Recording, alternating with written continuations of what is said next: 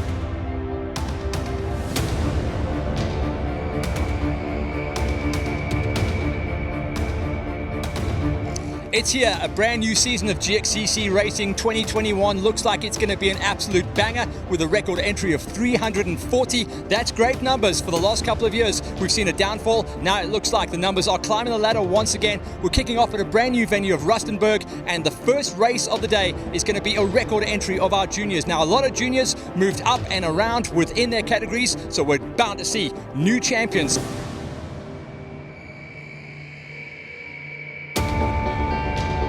So the quads have given us a huge entry of over 50 quads. The champion, Gideon, is a no-show. He's going to go car racing this year, so we're bound to see a brand new champion on the 450s. I'm expecting a good year of racing. Hopefully COVID doesn't interfere and we get the full 8 rounds unlike last year. This is a new venue, never raced here before. I'm looking forward to it. They had some good rain, so it's going to be not dusty, I hope, and we'll be able to have some good racing today.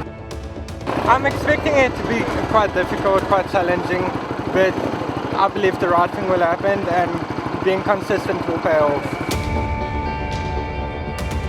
Just go flat out this year. Nothing to lose. New season, new challenges, so new bike, new motor, new everything. So looking forward to the year.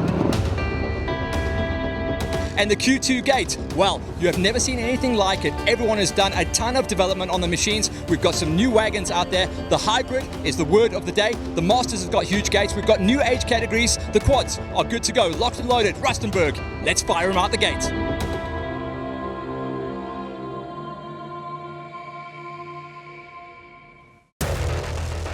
It was great to see Lawrence Mahoney and Marilyn making the trip up to Rustenburg as well. They would be dropping the flag at the opening round of the season.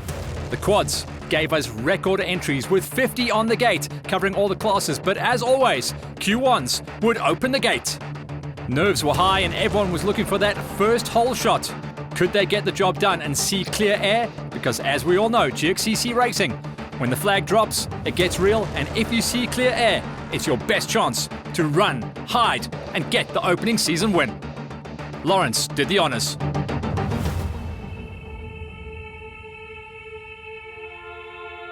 When the revs went up, it was Keenan Hammond that got himself up on the gate, but it was a surprise package of John Elwood, who'd made the trip all the way up from KZN after not racing any quads or motorbikes for well over 5 years. He got the whole shot, tagged Keenan. Keenan went down, and the man who took a number 2 spot in the championship was going to chase from the back.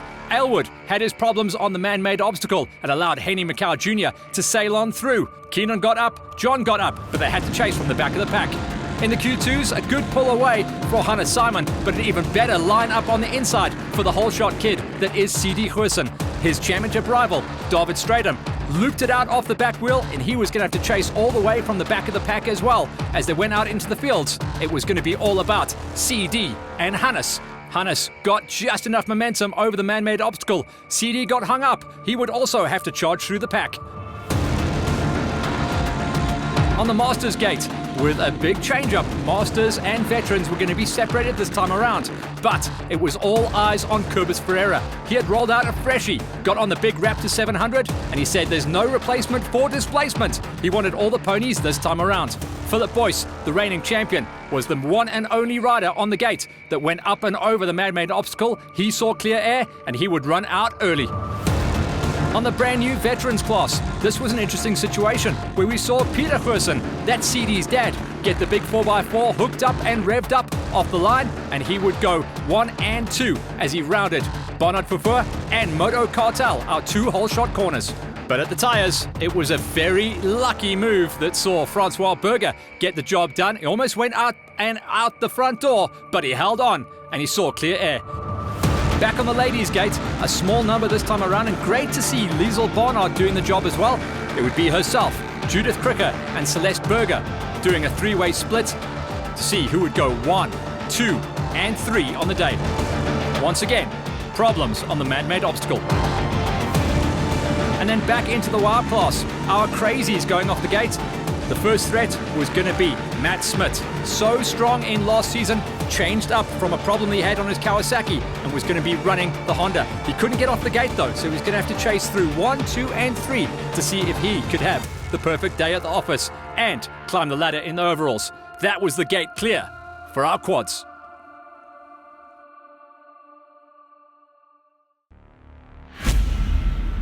Down on the start line then, juniors were good to go, with a lot of moving and shaking and a couple of riders moving up and out of the 85 seniors to the 125s. All eyes were on the prize to see who was going to be the first big threat on this brand new gate. As with the quads, the thumb went high, closely followed by the flag, and Lawrence dropped the hammer as the smoke flew on the 85 screamers. Senior 85's Tommy Scales nailed it out of the gate, and he was definitely going to be one to watch as the race went on. No one knew who was going to be the championship threat this time around. Maybe the answer would come at the end of lap number 1, maybe the answer would come at the end of lap number 5, but everyone cleared the gates and went off to chase dizzying laps of a 12-kilometer loop.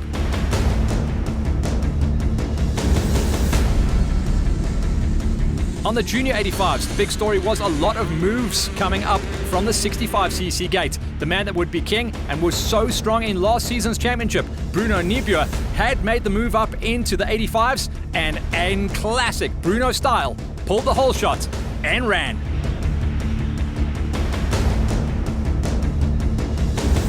Another flag drop, and this time the stacked field of almost 30 kids, boys and girls alike, on the 65cc's. A couple of new manufacturers in there. Everyone was watching to see what the champ coming out of last season's 50cc gate, that's Matty Mayer, would do on his brand new gas. He gated pretty well as well, inside of the top 5, but it was all eyes to see who was going to come out clear out of the whole shot that was made up of Turn 1, Bernard Vervoer, and Turn 2, Moto Cartel. Then down on the 50cc's, the story is who else could it be but the incredible whole shot king, John-Luc van der Westhuizen. So rock solid in last season's championship, and getting the big whole shot to start things out would set him up real nicely. Derek Milan was going to be along for the ride in the early stages, and these two kids will no doubt be racing their entire season and championships for many, many years to come.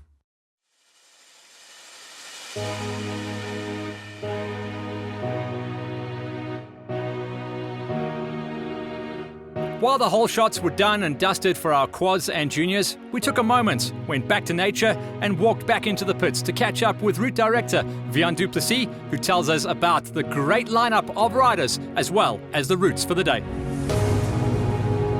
Really pumped, eh? So we were hoping for 300 entries, and I think we finished up at 341 entries or something like that. But yeah, really stoked about that. It shows that people are hungry to go racing again. Tell me about the track, how we're looking. Let's talk about the juniors for a start. Yeah, no, so the junior loop, we're keeping them on this side of the track where it's mostly just sand. They won't have any mud, a little bit of rocky areas, but it's easy for them to cross. It's a 12.5k loop, and they're going to have so much fun. It's tight and twisty between the trees and the forest. We've carved out beautiful paths that have never existed, so we made a brand new path wherever we could. Brand new season, brand new venue, and you've got to love a couple of new names coming into the lineup as well. Cracking into the top 8, Marley Labuskakny made it up there, chasing down the number 7 of Cornelius Ace. Peter May was up there as well, and then Caitlin Della Rosa cracked her first ever GXCC top 5 with Daddy George doing the chase down, making sure Alice was moi. Christian Bellingham, who will be a championship player come the later part of the season, had a rough gate, got boxed out, and still recovered all the way up into a 4 spot. Watch for him on the box at every single event from now on. Third place this time around, the kid that was power at the end of last season, never left the podium on the last 3 rounds of 2020 and will once again be on the box this year every single time we go out. Wilco Deploy is your number 3. Derek Milan, who started last year as a championship hopeful and then unfortunately suffered some injuries in the latter part of the season last year, took a number 2 spot to open up his racing account and put his name in the hat.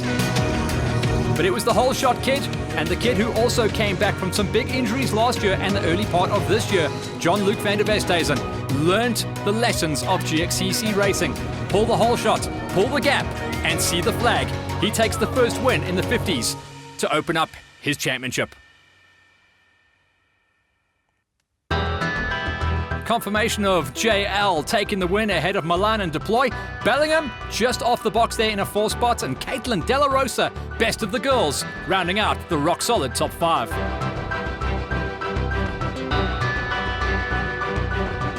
Next up, 65s. This was a massive gate, well over 30 riders in the queue, so if you make the top 10, you are the man or girl in some cases. Ewan Faree cracked the number 10, and just up the road from him, the first of the single digits was Lawrence Duplessis. Cecil Boddington did a great job to get himself up there as well. A new name and a new number. We'll watch and see if he can break a top 5 later on in the season. Inside of a number 7, that's just 1 position out of podium at this stage. Josh Spencer had a couple of tough gates last year with mechanicals and injuries. He's on his bounce-back season. Number 6 then up the road from him was Tyler Geordie. Geordie is a new blood as well. We start to see him show a little bit of form in motocross as well as off-road racing. So Geordie is a man to watch definitely. Ben van Schalkwyk, the top Kawasaki out there last season, once again the top Kawasaki again, and he is making the green machine fly as he squeaked his way inside of a top 5. Matty Mayer on new machinery. It's a red bike, it ain't a Honda though, it's a gas, and one of the very rare gases in the 65cc format. He is the new champion in the 50cc's, but he moved up and he walked away with a number 4 spot. Mackenzie Bam rocking and rolling her way to a ton of top 3 finishes last year, now running under the new colours of Motul and Fox Apparel. She claims a number 3 spot. That's a rock and roll start for her. Jaden Alves was the number 2 spot on the season last year. He starts off his season with a number 2 spot as well. He's a championship player and he does play the long game. And then it is all about Hanyu de Kock. We used to call him the last of the Mohicans. He has definitely got rid of the Mohawk. He's got rid of the little 50cc and he is flying and charging now that he has completely come to grips with the 65. He had a crash, he lost his peak, but he didn't lose the race. First place for de Kock. Confirmation of his win ahead of Als, Bam, Mayer and Van Schalkwyk and Geordie. Watch out Geordie, he's going to be a top 5 player for the rest of the season as well.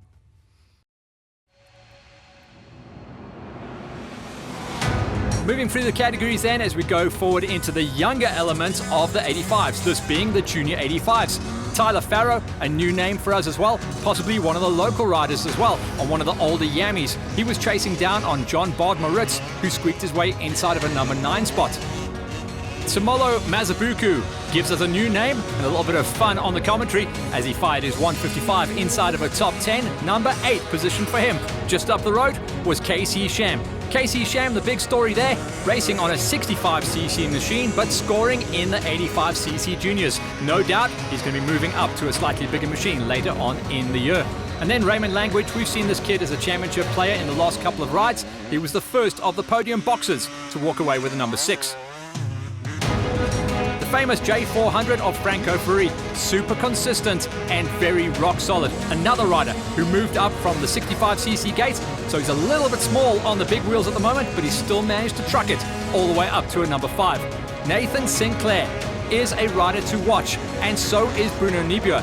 Bruno pulled the big hole shot and he walked away with a 3 spot, just beating out on Nate Dog Sinclair, and then Luke Battersby, who is more famous as a rock hopper, racing in some of the more enduro and heavy enduro races, walked away with his highest ever GXCC finish. But it was the unstoppable Brandon Clark. Clarkie, who could not buy good luck last season in his first ever 85 outing, is now looking like the rock and roller and the kid to beat on the Junior 85s. Good job, Clarkie. Confirmation of Clarkie on the top for the first race of the season. That puts him in great standing as we look forward deep into an 8-round championship. He beat out Battersby, Nibua, Sinclair and Fourie.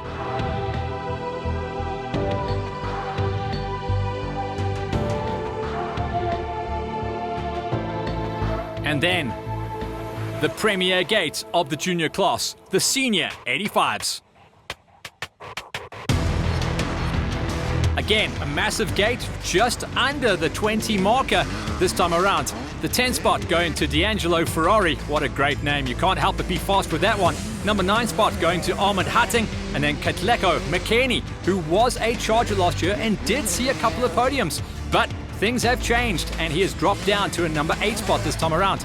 Jean-Dre Vermark was a number 7. Aldo Goos charged his way up to a number 6. These guys were duking it out the whole way through the day to try and break onto the first step of the podium.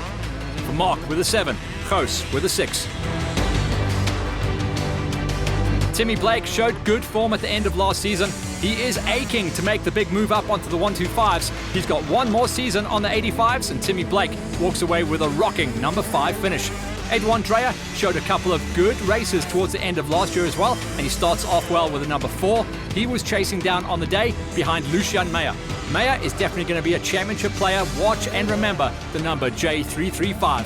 Keanu Visser was up there as well on the 318, but there was simply no stopping the kid that charged out the gate and hammered the nail out at Rustenburg, Tommy Scales. Thomas Scales on the J411 didn't get the whole shot, but he made mincemeat of the passes on lap number 1 and didn't seem to fade off as bad as the rest of the juniors. He took the big win to open up his racing account and put his name at the very tippy top of the pile. Here's confirmation then of Tommy Scales, the man to beat. It's Visser, Meyer, Dreyer and Blake who are going to do the chase down. Then Goos, Vermark, McKinney, Hutting and Ferrari. Remember, the Senior 85s last year was a 2-horse race between Johnson and Bester. Who is going to be the big threat this time? At the moment, Scales and Visser. That's the juniors wrapped up tightly in a bow. Now we turn our attention to the quads. The juniors had a dry loop. It's slightly moist for the quads though. We can't complain about rain in this country, but it really made the job so much harder. There were days where we literally just sat and we couldn't go out. It was just raining cats and dogs. So basically just went out there whenever we could, and we had to carve roads. Some places were so badly waterlogged and we were scared that we were not going to be able to go through those areas. We had to shorten loop a little bit. It's going to be a 42-kilometer loop. I was hoping to get to 50 Ks, but unfortunately the water was just standing in spots. The guys are going to get some mud out there today. We got stuck again last night with a bucky at about 10 o'clock going out on the route for the final check. But Jean went out with a pre-run this morning and it looks beautiful. He says there's no problem for the bikes to get through those areas. They've got 2 nice little river crossings that they're going to go through.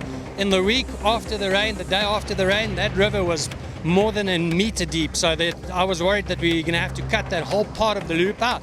But luckily they can get through that. Once they've gone through that, then it's a beautiful path going all the way up to the mountain, in between the trees, nice cut paths, a little bit of sand there as well.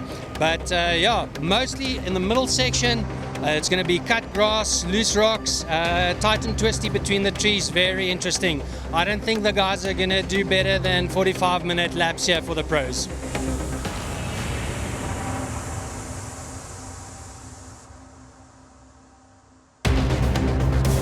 Out on track, the ladies had their hands full. 2 river crossings. This was the big one though, and it was all about Judith Kruger. Remember, she had pulled the whole shot, but she got jammed up on the tires, and she lost a lot of time in the early stage of the race and could not fight back any higher than 3rd place. She was running a ton of top 3s last year though, and she's in it to win it for the championship. 3rd place is still a rocking start for Judith. One of the names on the scorecards coming into this event, and it was so cool to see the return of the Barnards. Barnard Verfur came back and became a sponsor of the GXCCs once again, and Liesel was out there on the L969, making it look oh so easy like she used to. She was predominantly a 4x4 racer back in the day. She's gone across now to a 450, and she walked away with a 2 spot on the day and her first GXCC race in well over 4 years. So who was out front? It was the lady who took her first ever GXCC event win in the late stages of last season, and now she takes the opening win to set her stall out early to see if she can walk away with a clean scorecard and potentially her first ever GXCC championship. Celeste Berger got the job done at Rustenburg. It was a challenging race for the ladies, most of them going out there on a 3-lap racing format. And the track got whooped out, rough and swamped out in some of the areas. It was the gnarliest conditions to open up the GXCC racing account. But they got it done. 3 ladies started, 3 ladies finished. Berger was on top, Liesl Barnard in the 2 spot, and the unstoppable, the unsinkable, Judith Kricker in the 3 spot.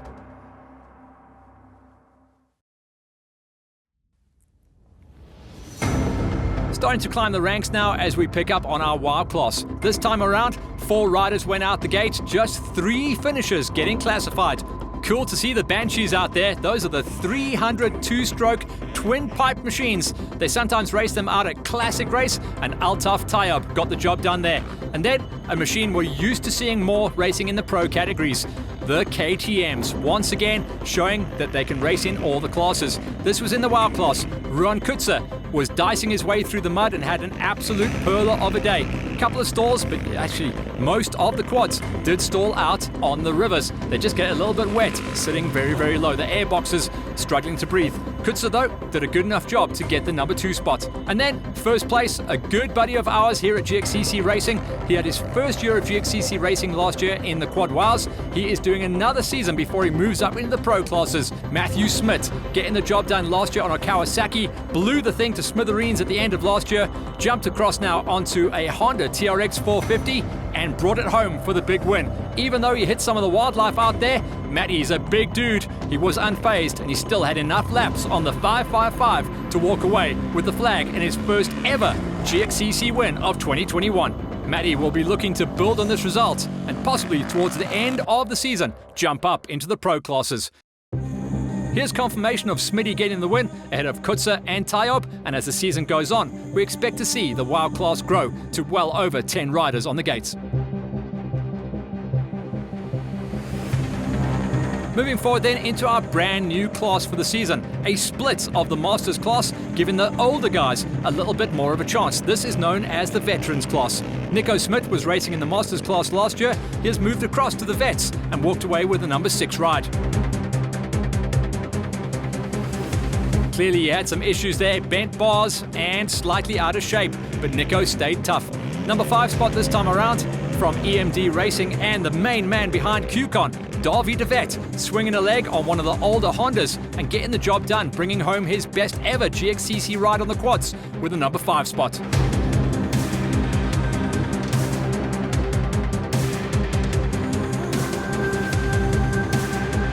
It was cool to see him out there as well. His son races on the 2-wheelers, and Davy was showing what he can do in the older guys quad class. Up the road then in the first of the 4x4s, 4th place and the big daddy of CD Goosen. So he knows how to get the whole shot, and it showed as he fired himself off the gate, and he was tough enough and strong enough to muscle his way forward on 4th place finish at the opening round. Great to see him back racing with us, and he is committed now, based on his finish coming out of Rustenburg, that he is going to be a full-timer on the tour. William Wilson, who gets supported by the 424 Racing Squad, who had a small number of riders at this opening round, with Gideon and Modi going car racing this year. Still, Peter Wilson was getting the job done, and he walked away with a 3 spot, one of the oldest racers on the GXCC lineup at the moment. Pete Swanepoel also took advantage of the new category to age out and step away from the Fast Masters and go and challenge for his first ever GXCC title in the brand new inaugural running of the Veterans class. 2nd place for Pete.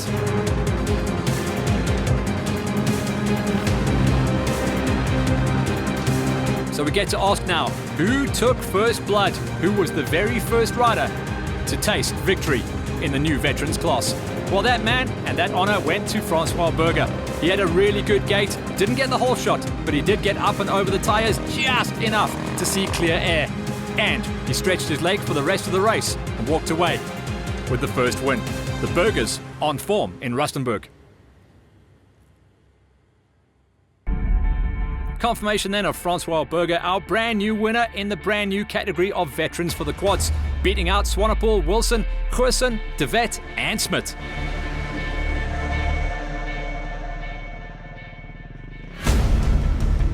And then in the Masters class, we didn't lose any numbers. That was the cool thing. It was a gamble. They rolled the dice, but they did not pay the price.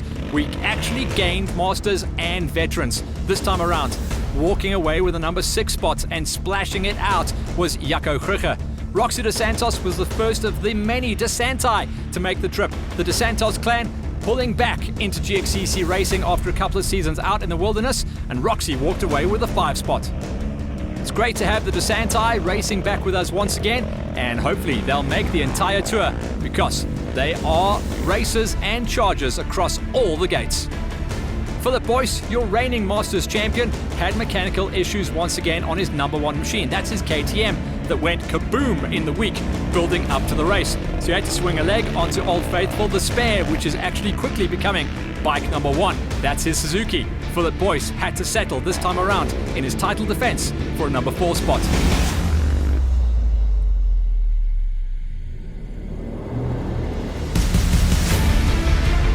Insider number 3, can you hear the drums? Fernando De Santos getting the job done on the L75. He's lost nothing of his elbows up, aggressive style, and he just gets that Raptor moving like nobody else. 3rd place, and this is after well over 3 seasons of no racing. Fernando De Santos, the man in the 3 spot. Xander Branken was out there waving the flag for the 424 racing squad. He was out there on a Polaris, which is one of the very rare independent suspension machines. Maybe it helped him out, maybe it didn't, but the results speak for themselves. Xander, aging out now into the Masters class after a couple of seasons in the Q1s and Q2s. Now, 2nd place, and that holds 2nd place in the championship going forward. But it's Cobus Ferreira, the biggest story on the day as far as the Masters class goes. The perennial princess of the class had to take 2nd place at almost every single event last year, and this season rolled out the big dog, swung a leg onto his Raptor 700, saying, "There is no replacement for displacement, I want all the ponies," and it worked for him. He got the job done and saw the checkers for the first time in well over 12 months, and he opens up his racing account as championship leader. Confirmation then of Ferreira on top ahead of Branken, De Santos, Boyce, De Santos, that's Roxy this time, and Jaco Krüger, solid and consistent as ever with a number 6.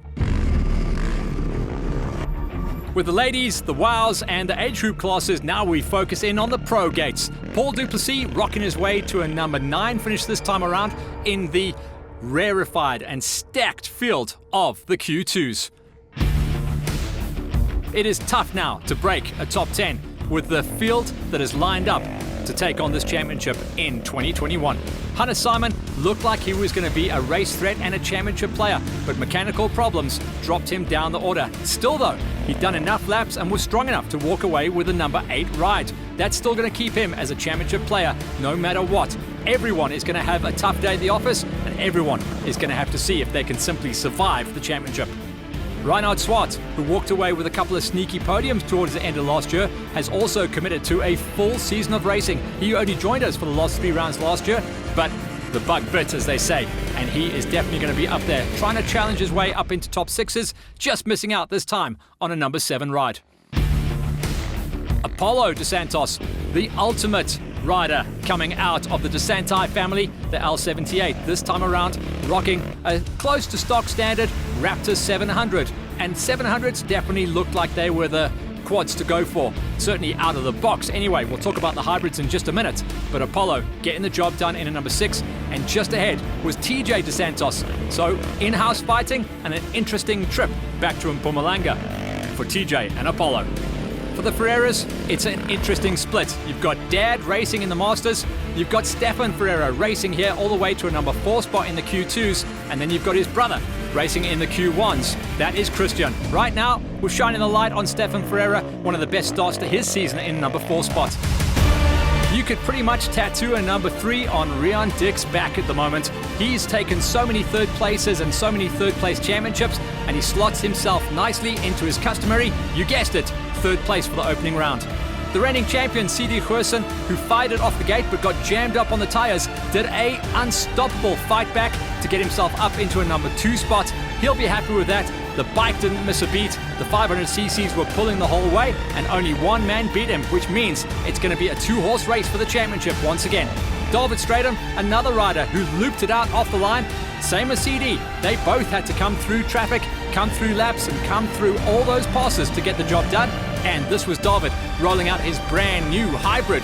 The 690 brought victory home.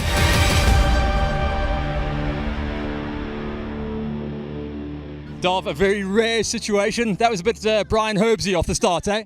Yeah, too much CST, too much power. That's all I can say. What the hell? That was a recovery. I mean, how annoyed were you to have to do that big fight back? Oh, that was ridiculous. That was ridiculous. I couldn't believe what happened. But yeah, at least I caught everyone on lap 1, so I actually absolutely pinned it from lap 1 just out of frustration, you know. And I caught everyone on lap 1, so I'm happy with that. Tell me about the wagon. Obviously, we've been talking offline a little bit about this thing. How did she hold together? Amazing, amazing. Yeah, I know. Should have done this a long time ago. No, this is the way to go. This is the way to go. Reliability and a lot of power. Too much power. I mean, I'm sore. I'm feeling it. I'm feeling it. So. CD, the number 1 plate. You've got the championship from last year. It's always going to be hard because everyone's gunning for you. But that wasn't a bad defense for the first run. I'm happy with how the day went. Just not happy with the start, obviously, but we'll work on that. And yeah, well done to everyone for putting in hard work. Yeah. You knew that Q2 gate this year. Everyone's lined up. It's a big gate. It is really a big gate. I'm so happy for the sport for finally growing a bit and showing a bit more interest in quad riding. Oh yes, CD. Quads are back in 2021. David Stratham and CD separated by 2 seconds on the line. That's a championship that we cannot wait to see unfold over the next 7 rounds of the series. Next up, the Pro Gate on the Q1s. Tinas Kutzer getting a good run going in number 8, even though he suffered some mechanical issues later on in the race. He still did enough to score the number 8 ride. Up the road from him was Tian Hienes, so a couple of new riders, new names on the gate, and that just bodes well for the future. Our reminders at this stage, well over 50 riders taking the gate. That is record numbers for GXCC Racing on the quad side. Christian Ferreira got the job done. Even though he had a snap chain later on in the race, he did bring it home for a number 6 ride, and he did get 1 foot on the podium.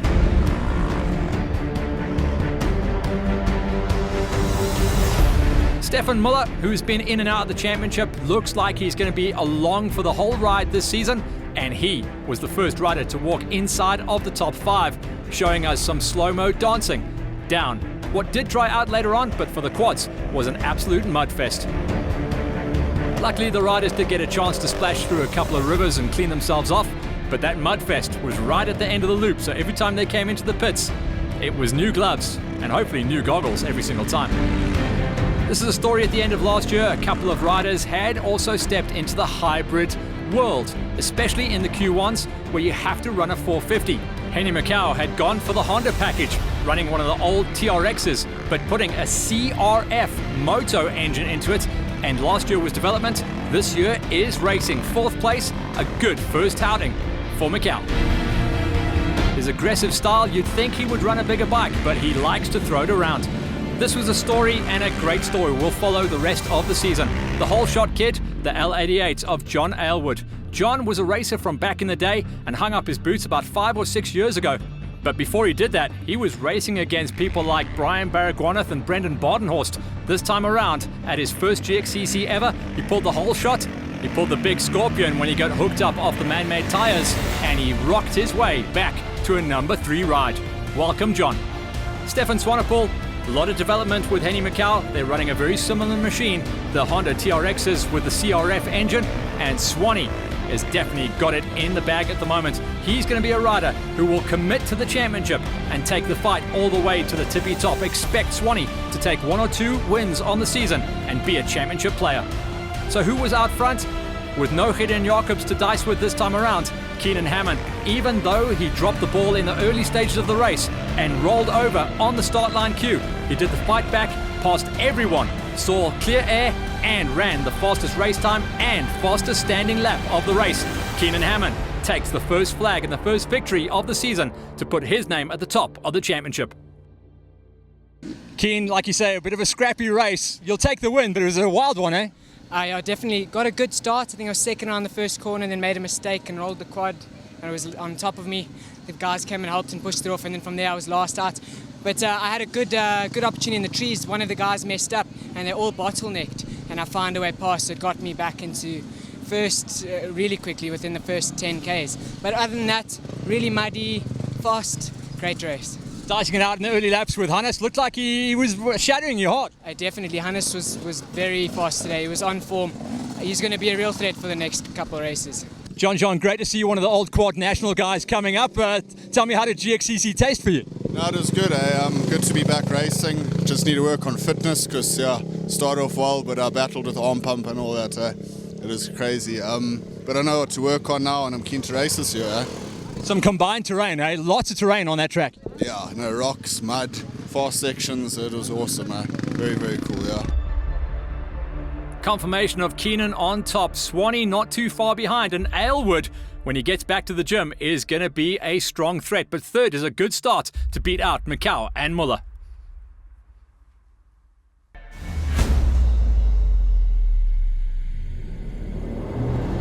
That's a wrap then from the opening round of the GXCCs held in Rustenburg, our brand new venue where we will build and continue on our fight through the season. 8-round championship coming at you. The quads and juniors know exactly who they're chasing for the rest of the season. Now next week, stay tuned as we bring you the pro motorcycle categories that go out on the big loop that was opened up by the quaddies.